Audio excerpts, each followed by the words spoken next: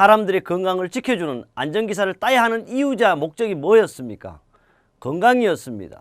둘째는 장수였습니다. 셋째는 돈을 많이 벌어서, 그것도 많이 벌지는 말자 그랬어요. 현금 100억을 벌어서 가치 있는 삶을 살면서 남에게 배려도 하고 살자 그랬습니다. 그러면 이번 산업안전심리는 왜 배워야 되는지 목적과 이유가 있을 것 같아요. 여기 거창하게 보면 이 산업안전심리라는 것은 어디서 처음 보는 이야기예요. 사실 안전심리라는 것은 학문적으로는 그렇게 정해지지 않았습니다. 무슨 심리냐? 인간의 심리를 응용했다 만들었다 그래서 이걸 가지고 응용심리라 이렇게도 이야기를 하고 있습니다. 그러니까 응용심리가 되겠죠. 응용심리.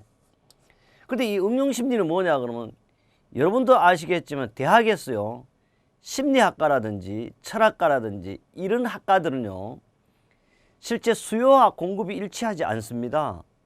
제가 옛날 학교 다닐 때는 심리학과나 철학과 나오면 중고등학교 윤리나 도덕 교사를 할 수 있었습니다. 물론 대기업에 취업도 할 수 있었는데 지금은 거의 좀 힘든 것 같아요. 그러면 요새 심리학과는 좀 더 비관적인 이야기를 하면 어떤 사람들이냐? 여러분 심리를 연구할 수가 있나요? 뭐나 사람의 마음을 연구를 어떻게 합니까?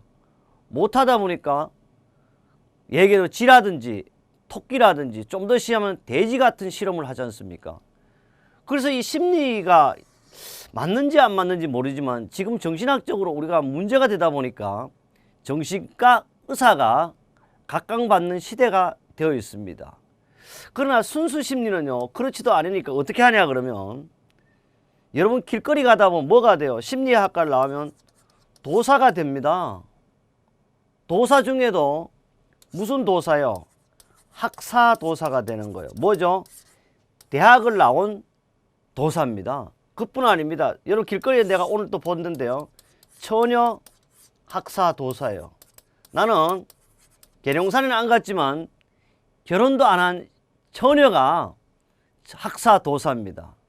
그러나 이게 꼭 맞는 건 아니지만 이런 경우가 있습니다. 그래서 이 심리라는 것은 하면 할수록 진지한 면도 있지만 시험에 나와야 될지 안 나와야 될지 모르는 내용이지만 심리는 제가 강의할 땐 조금 어렵게 강의하더라도 문제는 엄청 쉽다.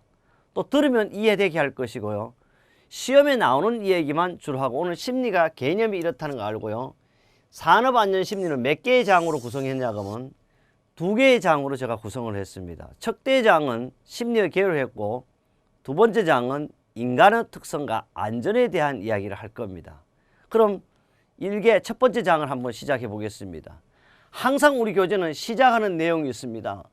중점 학습 내용을 해야 돼요.